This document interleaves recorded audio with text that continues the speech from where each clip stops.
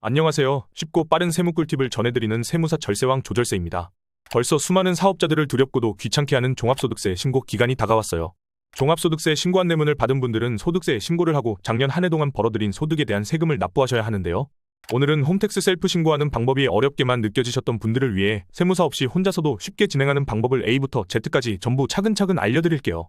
이전에 올린 홈택스 셀프 신고 기본자료 준비 영상을 먼저 보고 오시는 것도 추천드리며 기준경 비율로 신고하시는 분들은 저희 채널 다른 영상 참고하시면 좋을 것 같아요. D유형의 경우 이전 영상에도 설명드렸었는데요. 이전 영상에서는 기준경 비율로 신고하는 경우를 설명드렸고 이번 영상에서는 기준경 비율이 아닌 간편장부로 신고하는 방법에 대해 설명드리는 거니까 잘 확인하고 시청해 주시길 바랄게요. 신고하는 방법이 다양하네 라고 생각하실 테니 먼저 신고 방법 종류에 대해 간단하게 설명드리도록 할게요. 사업자의 경우 종합소득세 신고하는 방법은 크게 세 가지가 있는데요. 복식부기 방법, 간편장부 방법, 경비율 적용 방법이 있어요. 복식부기 방법은 정해진 회계원칙에 따라 회계 처리를 해서 장부를 작성하고 신고하는 방법으로 일반인이 작성하기는 어렵기 때문에 일반적으로 세무대리인이 작성하는 방법이에요. 간편장부 방법은 아무래도 전문가가 아닌 이상 복식부기로 작성하기 힘들기 때문에 회계 처리를 하지 않고 발생한 비용을 항목에 맞게 입력하여 간편하게 장부를 작성하는 방법이에요.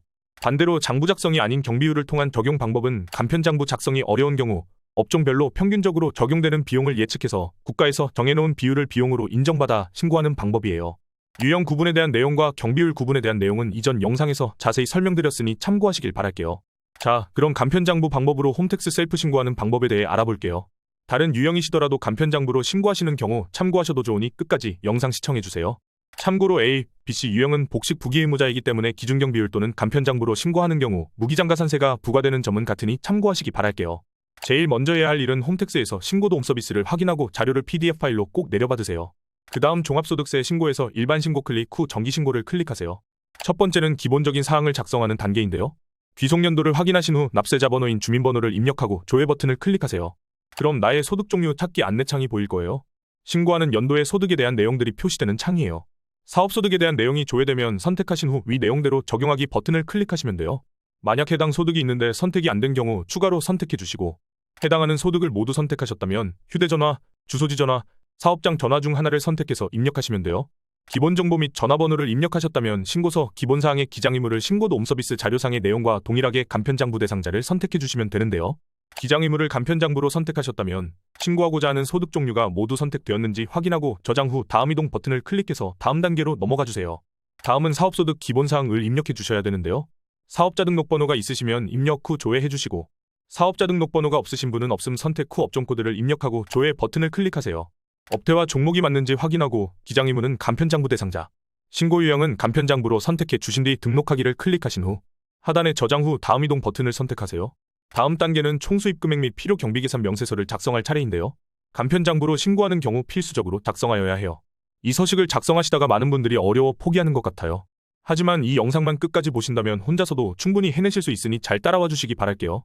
먼저 11번 매출액과 12번 기타 입력란의 매출액 및 기타 수입 금액을 입력해 주시면 되는데요. 신고도 홈서비스에서 매출액을 확인 가능하기 때문에 확인해서 입력해 주세요. 그 다음 일반 관리비 내역에 맞게 지출하신 금액을 입력해 주면 되는데요. 25번 급료부터 39번 기타 내역까지 1년 동안 지출하신 비용에 대해 전부 집계해서 입력해 주시면 돼요. 여기서 중요한 점은 모든 지출 내용은 개인적으로 사용한 금액은 입력하시면 안 되고 사업과 관련하여 지출된 금액만 기재하셔야 된다는 점이에요. 어디까지가 개인 사용이고 어디까지가 사업용으로 처리할 수 있는지 구분하기 모호한 경우가 있을 수 있는데요. 획일적으로 단정 지어드리기 조심스러운 부분이 있기 때문에 이 부분은 영상 하단 고정 댓글을 통해서 각자 해당하는 상황에 대한 질문 남겨주시면 보다 자세히 상담 도와드릴게요. 일반적으로 간편장부로 신고하시는 분들은 임차료, 지급이자, 접대비, 차량 유지비, 지급수수료, 소모품비, 기타 등으로 많이 처리하고 있는데요. 항목별로 어떤 내용을 입력하여야 되는지 헷갈리실 테니 간단하게 설명드리도록 할게요.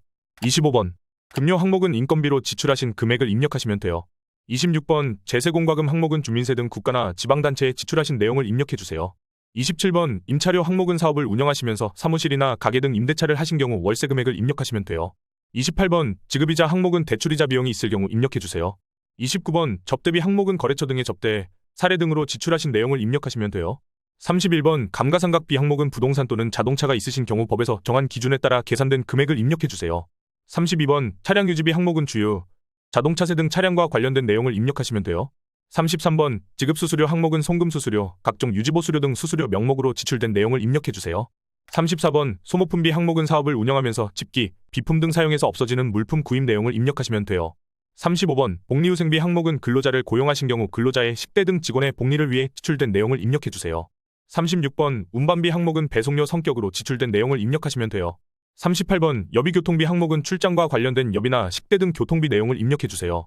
39번 기타 항목은 위와 관련된 내용 외 다른 유형으로 지출된 내용을 입력하시면 돼요. 항목별로 금액을 입력하시면 비용으로 인정되어 처리되는데요. 신고 당시에 증빙 서류를 제출하진 않지만 세무서에서 소명 요청을 하는 경우 증명을 해야 하니 정확한 증빙이 있는 경우에만 입력하셔야 해요. 간편장부 대상자들은 매출 규모가 큰 편이 아니라 국세청에서 그렇게까지 빡빡하게 보지는 않지만 지나치게 환급액이 커질 경우 의심을 할 수 있고 만약 소명 요청이 왔는데 제대로 소명하지 못한다면 세무조사까지 넘어갈 수 있으니 유의하셔야 해요. 간편장부라 간편하게 금방 끝날 거라 예상하셨을 텐데 생각보다 쉽지 않으셨을 거예요. 하지만 여기까지만 입력하면 다음 내용은 어렵지 않으니 조금만 힘내시길 바랄게요. 모든 내용을 입력하셨다면 등록하기 버튼을 클릭하고 저장 후 다음 이동 버튼을 클릭해주세요. 다음 단계는 간편장부 소득 금액 계산서를 작성해야 하는데요. 이번 서식은 이전에 작성된 내용이 자동으로 반영되기 때문에 소득 금액이 자동으로 계산될 거예요. 금액을 확인하신 후 이상이 없으면 등록하기 버튼을 클릭해주세요. 사업장 정보 목록에 입력한 내용이 자동으로 등록되는데요. 내용을 확인한 후 저장 후 다음 이동 버튼을 클릭하세요. 다음 단계는 사업소득명세서와 사업소득에 대한 원천징수 등의 자료를 입력하는 단계인데요. 사업소득명세서는 이전에 입력한 내용이 확인될 거예요. 만약 사업소득에 대한 원천징수된 내용이 없다면 다음 단계로 바로 이동 가능하고 사업소득에 대한 원천징수세액이 있는 분들은 사업소득에 대한 원천징수 및 납세조합징수세액 영역에서 사업소득 원천징수 내역 불러오기 또는 사업소득 연말정산 불러오기 버튼을 클릭해서 원천징수된 세액을 불러오시면 돼요. 사업소득명세 및 원천징수된 세액에 대한 내용을 확인한 후 저장 후 다음 이동 버튼을 클릭하세요. 다음 단계는 종합소득 금액 및 결손금, 2월 결손금 공제명세서를 작성하기예요. 만약 2월 결손금이 있는 경우 공제가 가능한데요. 결손금이란 사업을 하면서 손실이 나는 경우 발생하는 금액을 말해요. 이러한 결손금이 다음 연도로 2월 되는 것을 2월 결손금이라고 해요. 경비율 적용 방식으로 신고하는 경우 2월 결손금을 공제할 수 없지만 간편장부로 신고하는 경우에는 2월 결손금을 공제할 수 있어요. 물론 이전 연도에도 장부 작성을 해서 결손금을 신고한 경우에만 공제가 가능하니 참고해주세요. 입력할 내용이 없을 경우 저장 후 다음 이동을 클릭하세요. 다음 단계는 결손금 소급공제세액 환급신청서 작성 서식인데요. 이번 신고하시는 경우 결손금이 발생하지 않으실 테니 생략하신 후 저장 후 다음 이동을 클릭하세요. 다음은 종합소득 금액까지 확정하셨으니 소득공제 관련해서 입력하는 단계예요. 먼저 인적공제를 등록해 주셔야 되는데요. 본인은 무조건 인적공제 대상자니까 기본으로 등록하고 가족분들 중에 추가로 공제 받으실 분이 있다면 주민번호를 입력하고 확인 버튼을 클릭, 관계를 선택해서 추가 인적공제를 등록해 주세요. 다음은 국민연금 납입 금액을 입력하는 내용이 보이실 거예요. 국민연금 납입 금액은 앞서 저장해둔 종합소득세 신고도움 서비스 PDF 파일에 납부한 금액을 확인해서 입력해주세요. 나머지 공제 금액도 해당하시는 분은 입력해주세요. 소득공제 금액을 잘 입력하셨으면 하단에 저장 후 다음 이동 버튼을 클릭하세요. 다음 단계는 기부금 명세서 서식을 작성하셔야 되는데요. 기부금이 없으신 경우 생략하시면 되고 기부금 지출하신 내용이 있으신 경우 기부금 연말정산 간소화 조회하기를 클릭하신 후 공제를 위한 기부금을 선택하고 위 내용대로 적용하기를 클릭하세요. 1년 동안 기부했던 금액들이 자동으로 불러와질 거예요. 만약 연말정산 간소화 조회하기 클릭했는데 자료가 조회되지 않으신 경우 당황하지 마시고 기부금을 직접 입력하시면 되는데요. 유형코드, 기부자 주민등록번호, 기부처 사업자 등록번호, 기부내역 건수, 기부금액을 차례대로 입력하시고 등록하기 버튼을 클릭하세요. 기부금 명세 내역에 제대로 반영되었는지 확인하고 나서 저장 후 다음 이동을 클릭하세요. 다음 단계는 세액감면 및 세액공제 내용을 입력하는 단계인데요. 많이들 적용하시는 감면과 세액공제는 창업 중소기업 세액감면, 중소기업 특별세액감면, 통합투자세액공제, 고용증대세액공제, 사회보험료 세액공제 등이 있어요. 세액감면 및 세액공제 여부는 일반인이 판단하기에는 너무 복잡한 내용이라 세무대리인을 통해 진행하시는 게 효율적이라고 생각해요. 이런 세액공제 감면 혜택은 내용이 너무 많고 영상도 길어질 것 같아서 구독과 좋아요 눌러주시면 다음 영상에서 쉽고 자세히 알려드리는 컨텐츠로 준비해볼게요.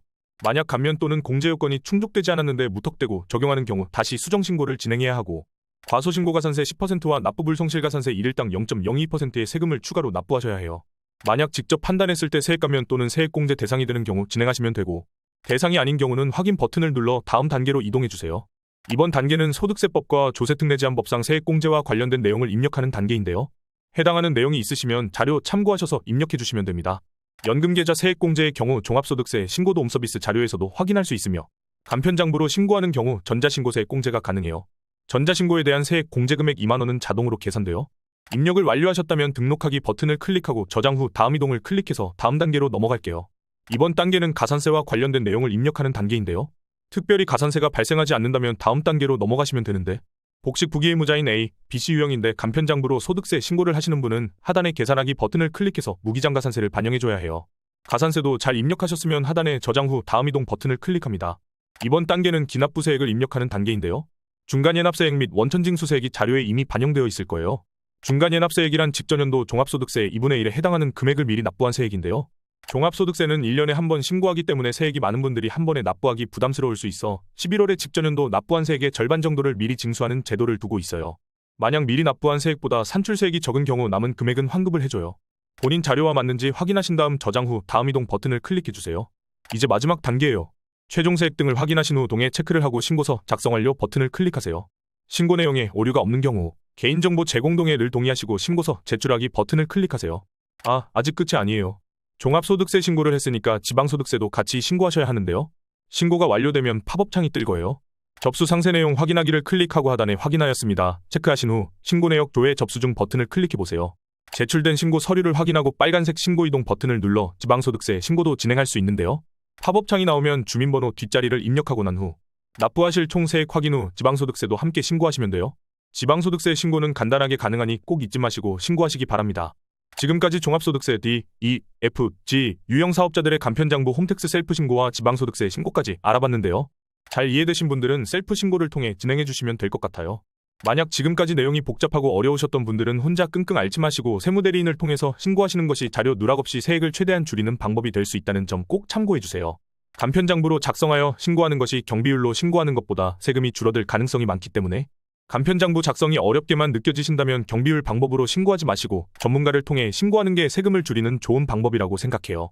지금까지 긴 영상 시청해주셔서 감사합니다. 이번 영상으로 여러분은 혼자서도 종합소득세를 직접 신고하고 세무수수료를 아끼는 팁을 배우셨어요. 하지만 세무사를 활용하는 게 수수료보다 훨씬 더 큰 금액의 세금을 절세하는 방법이 될 수도 있으니 각자 상황에 따라 잘 선택하시길 바랄게요. 다음 영상에서도 어려운 세무 지식을 핵심만 쉽고 간결하게 정리해서 현명하게 절세할 수 있는 다양한 꿀팁들을 알려드릴게요. 끝까지 시청해주셔서 정말 감사합니다. 구독과 좋아요, 알림 설정으로 돈 버는 세무 상식을 놓치지 마세요.